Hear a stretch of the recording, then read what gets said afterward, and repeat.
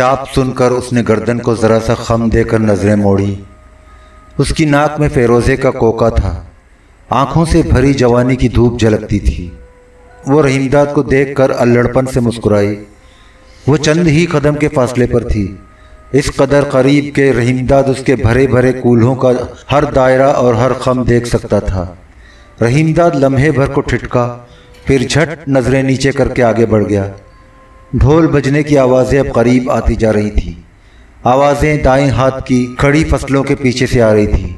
वो कुछ और आगे बढ़ा। लगभग 50-60 गज के फासले पर एक उजाड़ खेत के उस पार गंदुम की फसल कट रही थी।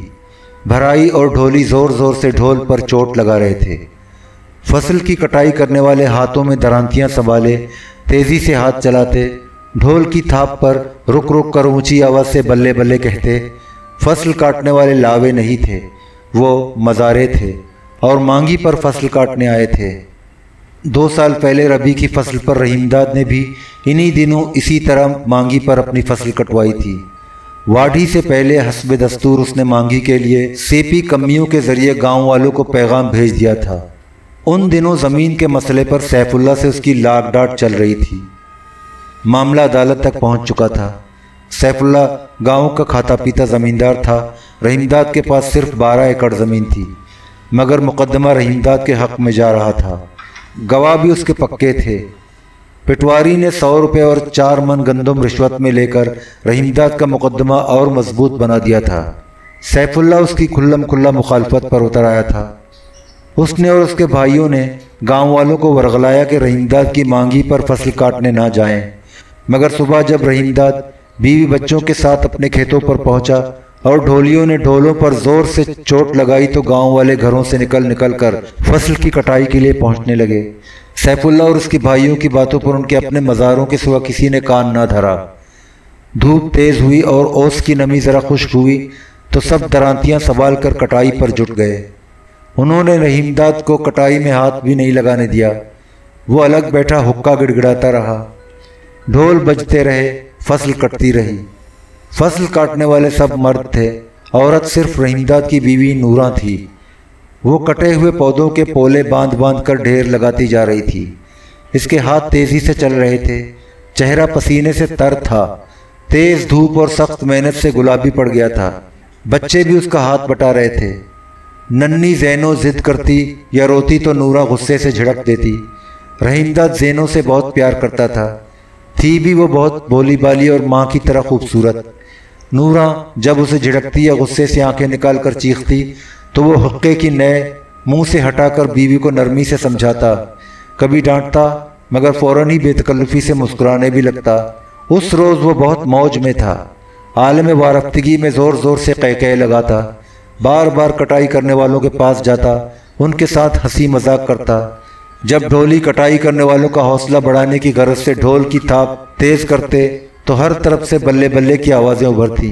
रहीमदाद भी उनके जोश खरोश में शामिल होकर हाथ उठा उठा के ऊंची आवाज़ से बल्ले बल्ले की सदा लगाता। कटाई करने वालों के हाथ और तेज़ी से चलते। सूरज डूबने से पहले पहले फसल कट गई। कटाई करने वाले मवेशियों को चारा देने और दूसरे कामकाज करने घरों को चले गए। मगर फसल की इज्तिमाई कटाई मांगी के रिवाज के मुताबिक रात को वो मंग के लिए फिर रहीमदाद के घर पर इकट्ठा हुए। रहीमदाद के घर पुलाव की देग चढ़ी थी। उसने एक एक को बड़ी मोहब्बत और चाव से खाना खिलाया। इस ज़ियाफ़त के लिए उसने खाने में ख़ास एहतमाम किया था। उस रात मशालों की रोशनी में ढोलों की थाप पर भंगड़ा डाला गया। भंगड़ा डालने वालों ने ढोलियों के गिर्द हल्का बना लिया था। रहीमदाद ने उजले कपड़े पहने थे। सर में तेल डालकर बीच से मांग निकाली थी। दोनों तरफ बालों की पट्टियां जमाई थी। मूंछें मरोड़ कर खूब नुकेली बनाई थी। उसके करीब ही नूरा खड़ी थी। उसने नहा धोकर ट्रंक से राखुआ कपड़े निकाल कर पहने थे। सूती धोती उतार कर रेशमी सलारा बांधा था जिस पर तले की धारियां थी और तेज रोशनी में खूब झिलमिला रही थी। उसके होंठों पर दंदासा मला था। आंखों में गहरा काजल डाला था। 3 बच्चों की माँ होने के बावजूद वो जवान और दिलकश लग रही थी। रहीमदाद ने बीवी को प्यार भरी नज़रों से देखा और सबकी नज़र बचाकर हौले से उसके रुखसार की चुटकी भरी। वो मनचले नौजवानों की तरह सीना तान कर आगे बढ़ा। एक ढोली से ढोल लेकर गले में डाला, एक हाथ से ढोल पर थाप दी اور دوسرا کان پر رکھ کر اونچے سر میں ڈھولے کا ایک ٹپا الاپنے لگا۔ وہ اپنے بالوں کے پٹوں کو جھٹکا دے کر تیزی سے لہراتا اور جھوم جھوم کے ٹپا الاپتا۔ دوسرے مل کر آخری بول دہراتے اور باہیں الار الار کر تیز رقص کرتے۔ بھنگڑے کا مزہ اس وقت سوا ہوا جب جمال الدین بھی بڑھ کر آگے آ گیا۔ وہ گھبرو جوان تھا، اس کا بدن گھٹا ہوا اور مضبوط تھا۔ اب رحیم داد اور جمال الدین ایک دوسرے کو للکارتے اور ڈھول پر دھنگڑے کے ساتھ لہک لہ کر ٹپا لاپتے۔ رحیم داد مسکرا مسکرا کر نورا کو دیکھتا، وہ کبھی شرماتی کبھی کھلکھلا کر ہنس پڑتی۔ رحیم داد ڈھول پر زور سے تھاپ دے کر زیادہ اونچی تان لگاتا، بول اونچے اور اونچے ہوتے گئے، رقص تیز اور تیز ہوتا گیا۔ رحیم داد بیتے دنوں کی یادوں میں مگن آگے بڑھتا گیا اور سوچتا رہا کہ اس بار اس کی فصل ابھی کٹی بھی ہوگی یا نہیں۔ وہ خود تو خریف کی فصل کے لیے بھی اپنے کھیتوں میں ہل نہیں چلا سکا تھا، حالانکہ ربیع کی فصل کی کٹائی کے کچھ ہی دنوں بعد وہ زمین کا مقدمہ جیت گیا تھا۔ رات کو مقدمہ جیتنے کی خوشی میں اس کے گھر خوب جشن رہا۔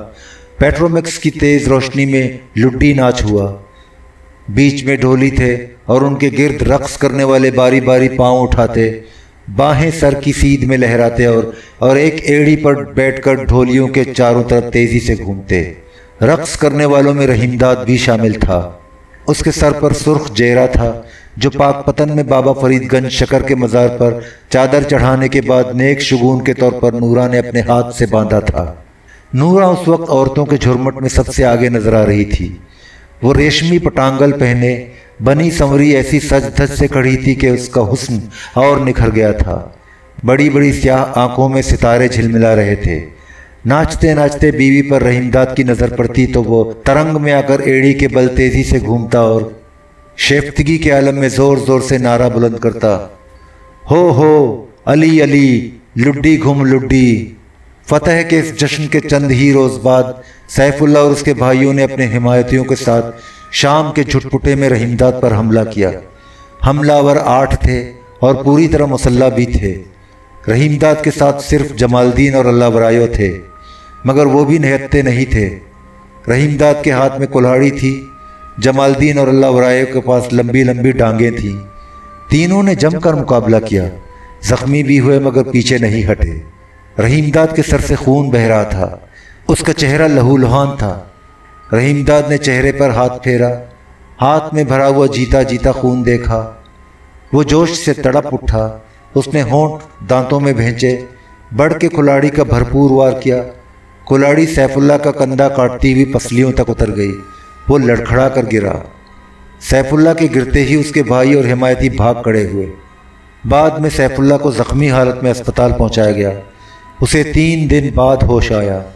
رحیم داد، جمال الدین اور اللہ ورایو گرفتار کر لیے گئے۔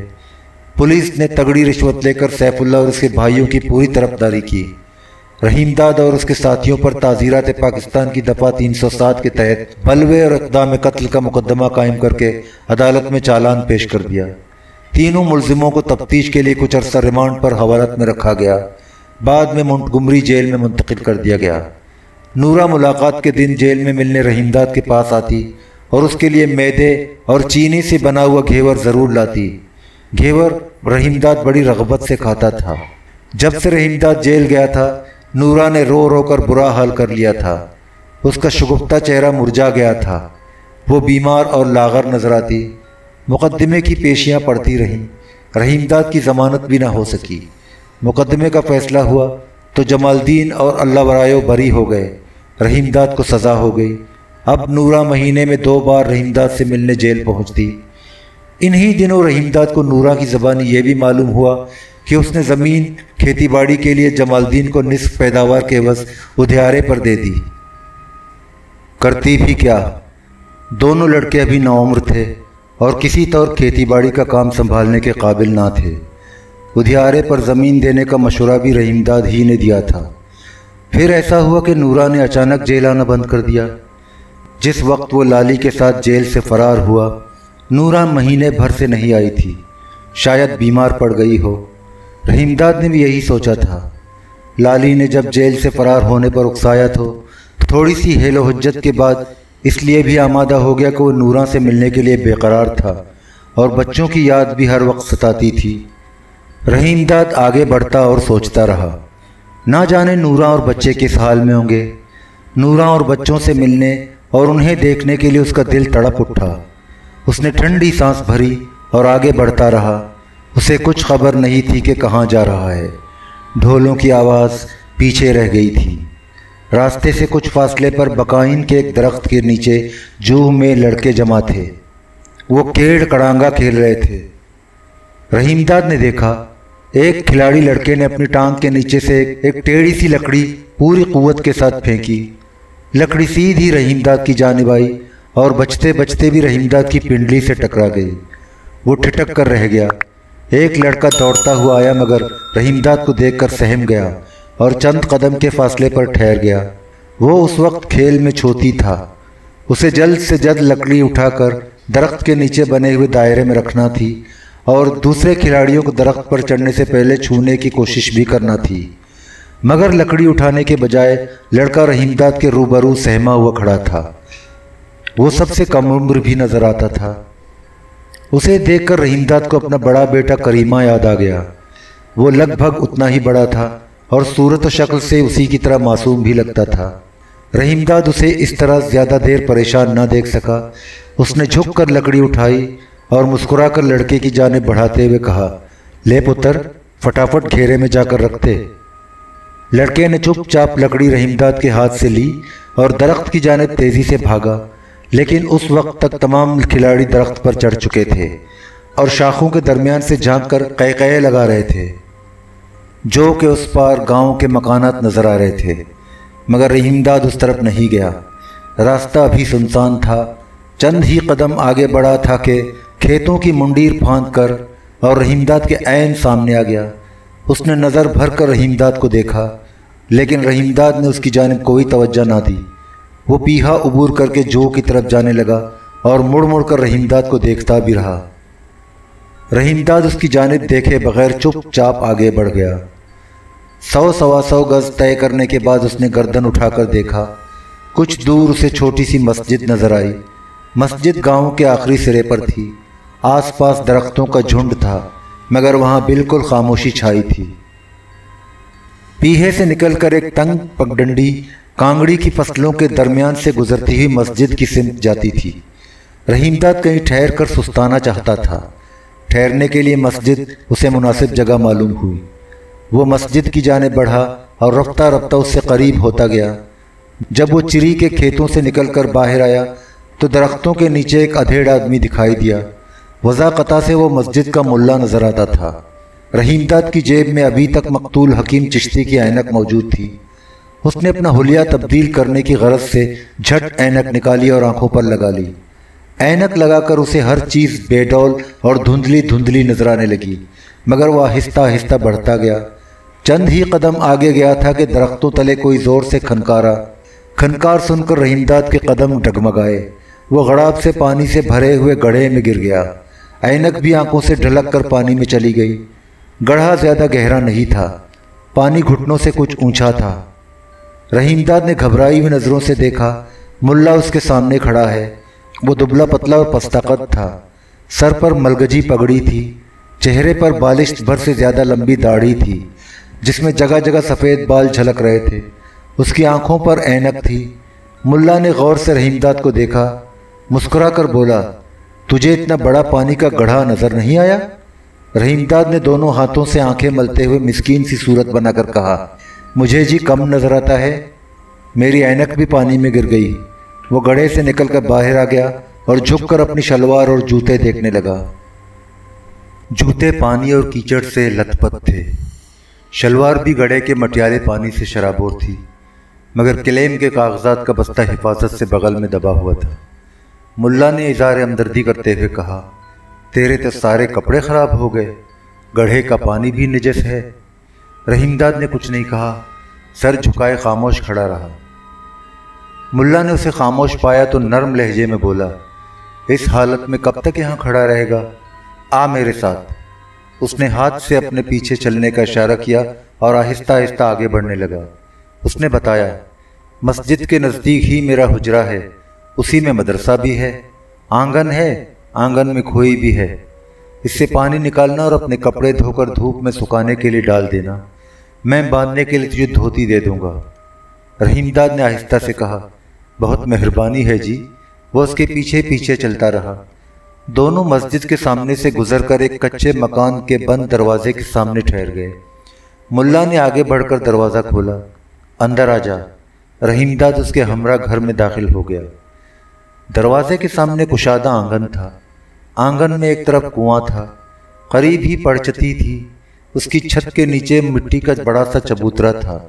पड़चती खाली थी। आंगन के आगे दालान था। फर्श पर खजूर की शाखों की बनी हुई चटाई बिछी थी। दालान से मुल्हिक कोठड़ी थी। इसके दरवाजे पर कुफुल पड़ा था। मुल्ला ने आंगन में पहुंचकर पूछा, मैंने तुझे यहाँ पहली बार देखा है। पिंड में तेरा कोई शरीका या अजीजदार है? नहीं जी, मेरा यहाँ कोई जान पहचान का नहीं। मैं पहली बार इधर आया हूँ। जभी तो मैंने कहा कि तुझे पहली बार देखा है। तेरा चेहरा मेरे लिए बिल्कुल अजनबी है। मुल्ला ने उसे तसल्ली दी। फिक्र ना कर। उसने कुएं की जानिब इशारा किया। वो रही खोई। डोल से पानी निकाल, कपड़े धो और गुस्ल कर। मैं तेरे लिए धोती लाता हूँ। वो दालान में गया। जेब से कुंजी निकालकर कुफल खोला और कोठड़ी के अंदर चला गया। जरा देर बाद वो एक धोती हाथ में दबाए कोठड़ी से बाहर आया। रहीमदाद के करीब पहुंचा और धोती उसके हवाले करते हुए बोला, ले ये बांध ले। रहीमदाद धोती संभाल कर पड़चती के नीचे गया। शलवार और कमीज उतारी, धोती बांधी और उसके डब में हमियानी, चाकू और खुले हुए रुपए अड़स लिए। बस्ता चबूतरे पर संभाल कर रखा और अपने गंदे कपड़े उठाकर कुएं पर पहुंच गया। मुल्ला ने उसे देखा, करीब गया और अपने बारे में बताने लगा। मेरा नाम मौलवी फजल अहमद है। इस पिंड में आए 2 साल से ऊपर हो गए। मैं पहले मुल्तान में होता था। वहीं मदरसा कासिमुल उलूम में तालीम पाई और एक मस्जिद में पेशमाम लग गया। वहाँ से हाजी साहब मुझे यहाँ ले आए। हाजी साहब पिंड के सबसे बड़े ज़मींदार हैं। बहुत परहेजगार और नेक बंदे हैं। उसने दालान की तरफ इशारा किया। ये जगह उन्होंने पिंड के सारे ही बच्चों की दीनी तालीम के लिए बनवाई है, लेकिन इस पिंड के बच्चे सख्त नालायक और पाजी हैं। मदरसे में आते ही नहीं। दिन भर इधर उधर आवारागर्दी करते हैं। खेल कूद में वक्त बर्बाद करते हैं। मुश्किल से चंद बच्चे पढ़ने के लिए तैयार हुए। वो भी बदबख्त आए दिन नागा करते हैं। मैं खुद उनकी तलाश में जाता हूँ, पकड़कर मदरसे में लाता हूँ। रहीमदाद ने खाली दालान की जानिब देखकर पूछा, लगता है आज तो कोई भी मुंडा पढ़ने नहीं आया। आज मैंने उन्हें छुट्टी दे रखी है। कल भी मदरसा बंद रहेगा। बात यह है जी, मैं हाजी साहब के हमरा आज शहर जा रहा हूँ।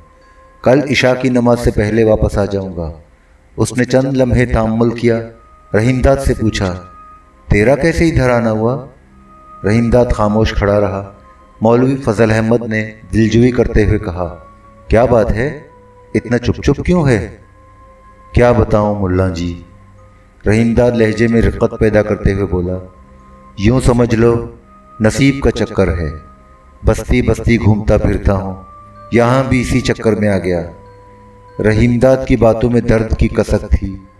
मौलवी फजल अहमद खासा मुतासिर हुआ। शफकत से बोला, तो मुझे दुखी और गमज़दा मालूम होता है।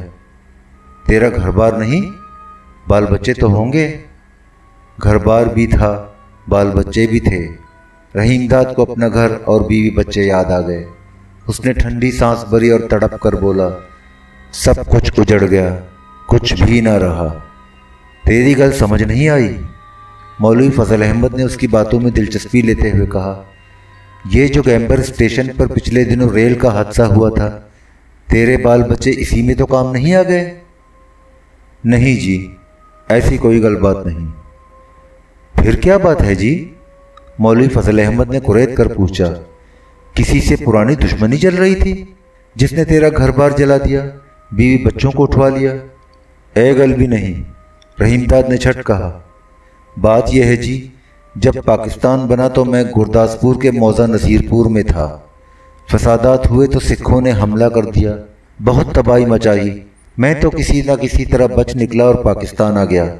मेरे बाद घरवाली और बच्चों पर क्या गुजरी मैंने कुछ पता नहीं। मौलवी फजल अहमद गोया हुआ। हाँ जी, मशरकी पंजाब के मुसलमानों पर बहुत जुल्म सितम हुआ। उसने रहीमदाद के गमज़दा चेहरे की जानिब देखा। ये भी पता चला तेरे बाल बच्चों का क्या बना, जिंदा बचे या सब वहीं शहीद हो गए? वड्डा पुत्र तो रावी के किनारे तरीमों के पतन पर सिखों के हाथों शहीद हो गया। जवान भी थी, सिख उसे भी उठा ले गए। रहीमदाद अफसरदा लहजे में मकतूल चौधरी नूर इलाही की दुख भरी दास्तान अपनी ज़ात से मंसूब करके सुनाने लगा। घरवाली बच्चों को लेकर किसी न किसी तरह पाकिस्तान पहुंच गई। लाहौर के वाल्टन कैंप में कई जानने वालों ने इसे देखा भी। मैं उन दिनों मोंटगोमरी के महाजिर कैंप में था। ये खबर मिलते ही लाहौर पहुंचा। वाल्टन कैंप गया मगर न घरवाली का खोज लगा न बच्चों का। अब वो कहाँ हैं, किसके पास हैं, मैंने कुछ नहीं मालूम। रहीमदाद ने ठंडी सांस भरी। 8 साल से ऊपर हो गए उन्हें ढूंढते हुए। जहाँ किसी से पता चलता है वहाँ पहुँच जाता हूँ।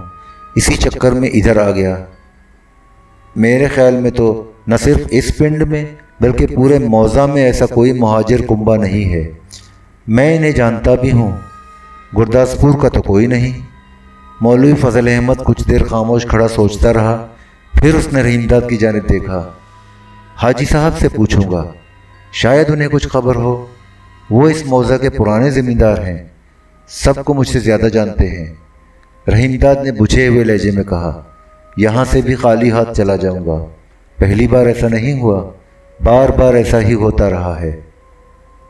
मायूस ना हो, मैंने कहा ना, हाजी साहब से पूछ लूँगा, बल्कि खुद तुझे इनके डेरे पर ले चलूँगा। उनके पास भी चला जाऊँगा। वैसे तुझे खुद ही पूछ लेना। मुसलमान को अल्लाह ताला की रहमत से मायूस नहीं होना चाहिए, वो तेरी ज़रूर मदद करेगा। मौलवी फजल अहमद ने रहीमदाद को तसल्ली देते हुए कहा, एक बात समझ आती है, मैं जिन दिनों मुल्तान में था तो लुधियाने के एक मौलवी साहब मिले थे। वहाँ मुश्ताकगंज में हौजरी का कारखाना चलाते थे। पाकिस्तान बना तो वो भी लुधियाने से लुट लुटा कर लाहौर आ गए। अपने साथ 20 यतीम बच्चे भी लाए। उनका नाम तो मुझे इस वक्त याद नहीं, पर इतना पता है कि सखर में अब यतीम खाना चलाते हैं। बताते थे कि वो और उनके साथी कई बार मशरकी पंजाब गए और कितनी ही मुसलमान जनानियों और बच्चों को सिखों और हिंदुओं के कब्ज़े से निकाल कर ले आए। बहुत नेक बंदे हैं, अल्लाह उन्हें जज़ाए खैर दे। रहीमदाद ने दिलचस्पी का इजहार करते हुए कहा, उनके यतीम खाने का क्या नाम है मुल्ला जी? फैज़ुल इस्लाम। मौलवी फजल ने बताया, यही नाम याद पड़ता है। वैसे सखर में सब इस यतीम खाने को जानते हैं। मेरा कहा मान तो सखर चला जा, उम्मीद है वहाँ से तेरे बाल बच्चों का सुराग मिल जाएगा। चला जाऊँगा, ज़रूर चला जाऊँगा। अपना तो बरसों से यही काम है, जहाँ उम्मीद नज़र आती है पहुँच जाता हूँ। रहीमदाद का लहजा और अफसरदा हो गया। मुल्ला जी, मेरे लिए दुआ करो, मुझे अपने बाल बच्चे मिल जाएं। इनके बग़ैर ज़िंदगी में कोई मज़ा नहीं, कुछ भी चंगा नहीं लगता। मैं तेरे लिए ज़रूर दुआ करूँगा। तेरे बिछड़े हुए बाल बच्चे ज़रूर मिलेंगे। अल्लाह ताला तेरी मुश्किल आसान कर देगा। हाँ मुल्ला जी, उसने आसमान की जानिब उंगली उठाकर कहा, अब तो ऊपर वाले ही का आसरा है। देखो कब मेरी सुनी जाती है। वो चंद लम्हे खामोश रहा। लोग कहते हैं कहाँ तक उन्हें तलाश करेगा, दूसरा ब्याह करके घर बसा ले। उसने हाथ उठाकर इनकार में हिलाया, नहीं, ये मुझसे नहीं होगा।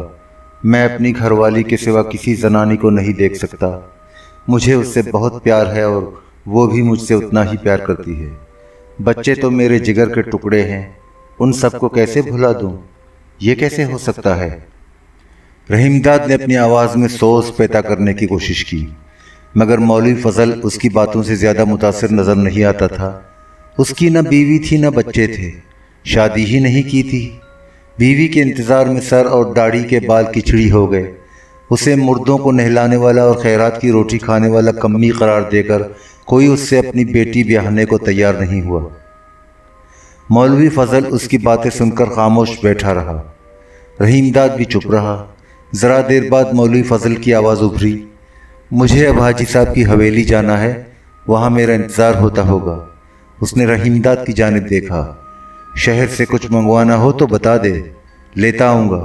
उसने कदरे तामुल किया, पर तू कल तक यहाँ ठहर सकेगा?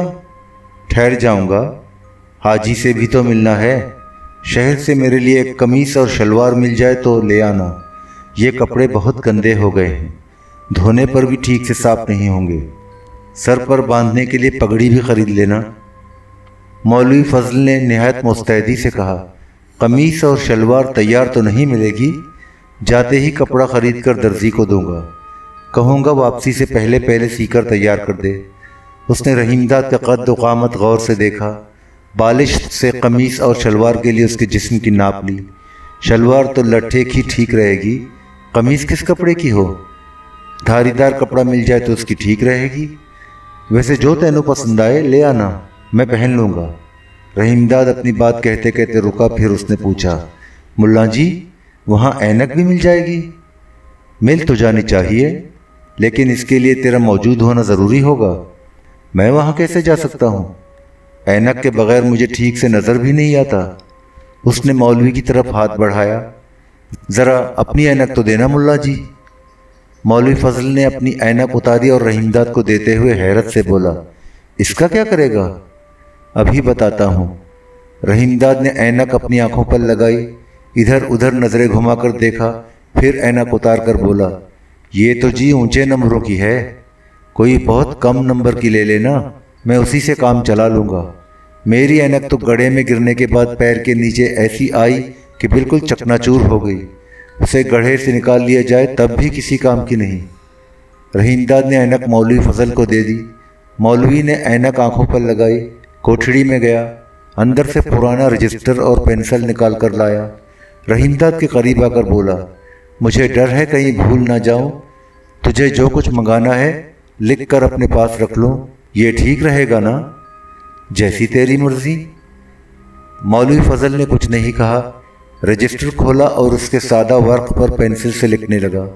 रुक रुक कर रहीमदाद से पूछता भी जाता। जब वो रहीमदाद की हर फरमाइश लिख चुका तो उसने रजिस्टर का वर्क फाड़ा, तह किया और कमीज की जेब में रख लिया। रहीमदाद ने कहा, पेंसिल और कागज़ की तो मुझे भी ज़रूरत है, अपना कुछ हिसाब किताब लिखना है। मुझे ये पेंसिल और कागज़ दे दे, तेरे जाने के बाद अकेला बैठा यही काम करता रहूँगा। रहीमदाद मुस्कुराया, ऐसा कर, अगर तेरे काम का ना हो तो ये रजिस्टर भी मुझे दे दे। शहर से 2 रजिस्टर और 2 पेंसिलें भी खरीद लेना। ये तो बहुत पुराना रजिस्टर है, कभी इसमें मदरसे के बच्चों की हाज़िरी लगाता था, मगर अब तो बेकार पड़ा है, तुझे चाहिए है तो ले ले। मौलवी फजल ने रजिस्टर रहीमदाद के हाथ में थमा दिया, पेंसिल भी दे दी। रहीमदाद ने धोती के डब में हाथ डालकर 50 रुपए के नोट निकाले और मौलवी फजल की जानिब बढ़ाते हुए बोला, इतने रुपयों से काम चल जाएगा? मौलवी ने रुपए लेकर गिने और सर हिलाकर बोला, हाँ जी, इनसे काम चल जाएगा। उसने मुस्कुराकर रहीमदाद की जानिब देखा। चौधरी, तू क्या काम करता है? वो लम्हे भर के लिए ठिठका। तू चौधरी ही है ना? बिल्कुल हूँ जी, गुजरांवाला में जी अपना ढलाई का कारखाना है। मालूम होता है ठीक ठाक काम चल रहा है। बस जी, अल्लाह की मेहरबानी है। रहीमदाद ने मौलवी की जानिब देखकर पूछा, पिंड में नाई तो होगा? सर और दाढ़ी के बाल बढ़ गए हैं। मौलवी फजल ने उसके चेहरे को नाक़िदाना नज़रों से देखा। बहुत बढ़ गए हैं जी, मैं अभी जाकर नाई को भेजता हूँ, तू फिक्र न कर। मैं कपड़े धो लेता हूँ, दाढ़ी और सर के बाल बनवा कर नहाऊंगा। जैसी तेरी मर्जी। तूने सुबह से कुछ खाया पिया भी नहीं, रात की बची हुई रोटी है, मरौंडे हैं, अभी तो उसी से काम चला ले। दोपहर की रोटी मदरसे का कोई मुंडा ले आएगा तो खा लेना। मौलवी फजल एक बार फिर दालान में गया, कोठड़ी में दाखिल हुआ। वापस आया तो उसके हाथ में मिट्टी की परात दबी थी।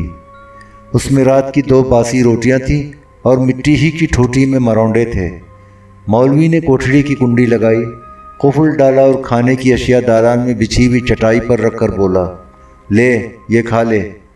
मैं गरीब बंदा हूँ, तेरी इस वक्त और कोई खातिर नहीं कर सकता। मौलवी फजल के रवैये से साफ मालूम होता था कि वो रहीमदाद से अब खासा मरूब हो चुका है। वो अपनी नादारी और परेशान हाली का इजहार करने लगा। चौधरी, अपनी तो ऐसे ही गुजर बसर होती है। हाजी नेक बंदा है, मदरसे के नाम पर मेरे लिए इतना बड़ा हुजरा बनवा दिया। रात की रोटी भी रोज़ उसी के घर से आती है। ویسے بھی مجھے کچھ نہ کچھ دیتا ہی رہتا ہے۔ اس نے تأمل کیا۔ اب میں چلوں گا، دیر ہو رہی ہے۔ چودھری، شام کو اندھیرا ہو جائے تو چراغ جلا لینا۔ دالان میں چراغ رکھا ہے، اس میں تیل بھی کافی ہے، ماچس بھی موجود ہے۔ نائی بھی تھوڑی دیر میں آ جائے گا۔ مولوی فضل احمد دروازے کی جانب بڑھا، رحیم داد اس کے ساتھ ساتھ چلا۔ مولوی نے دروازہ عبور کرتے ہوئے کہا، اب تجھ سے کل شام کو ملنا ہوگا، پریشان نہ ہونا۔ وہ اسے تسلی دیتا ہوا چلا گیا۔ رحیم داد کنویں کے قریب گیا، ڈول سے پانی نکالا اور کیچڑ اور گندے پانی سے لتھڑی ہوئی شلوار قمیص دھونے بیٹھ گیا۔